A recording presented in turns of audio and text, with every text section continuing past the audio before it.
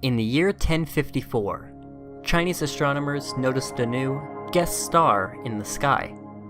It was a brand new star, never before seen, that soon became so bright it outshone Venus and was even visible during the day. According to the observers, you could see it in daylight for 23 days until it dimmed back into nightfall, and after almost 2 years, it finally started to fade until the guest star said goodbye and became invisible once again. What they didn't know was that they witnessed a supernova explosion. Supernova are the explosive death of massive stars, and while there are different types of supernova, the one that caused the Crab Nebula to form was a Type II supernova. The progenitor star, or star that existed before it exploded into a supernova, was a huge star, estimated to be between 9 and 10 times the mass of the Sun. During its lifetime, a star turns hydrogen into helium deep in its core, a process called nuclear fusion. After a relatively short lifespan, the star will run out of hydrogen and start fusing heavier elements until it reaches iron. It can't fuse iron into anything heavier, so the iron builds up. The balance between the outward pressure of the fusion and the star's own gravity becomes imbalanced, until gravity wins. All the matter in the star collapses into the core, exploding back outwards, shedding its outer layers, and producing a supernova.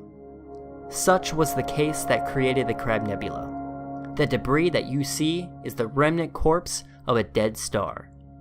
But not every part of the star is gone. It leaves behind an extremely dense and small ghost of a star. Type II supernovae can leave behind the core of the now exploded star and create what's called a neutron star. It's an extremely dense and powerful star that emits radiation in all forms of light. They are similar in some ways to black holes, and are the closest thing something can become before it transforms into a black hole. There are a few types of neutron stars, but the one left in the Crab Nebula is a pulsar. It emits beams of electromagnetic radiation from its axes as it spins, and is almost like a lighthouse. The light pulses as those beams reach us. Neutron stars are also extremely small, only about 12 miles across, but it's also about 3 times the mass of the Sun. All that matter condensed into a region so small creates a powerful gravitational pull, and it has a magnetic field to match. This also makes neutron stars spin very fast, with the Crab pulsar spinning at 33 times per second.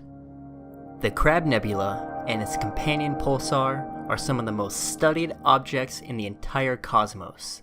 We've seen its entire cycle, from its supernova explosion to pulsar remnant, on record. We even use the pulsar's extreme and constant X-ray emissions as a calibration tool for our X-ray telescopes. It remains a staple in astronomy and one of the world's favorite objects among the billions in the universe.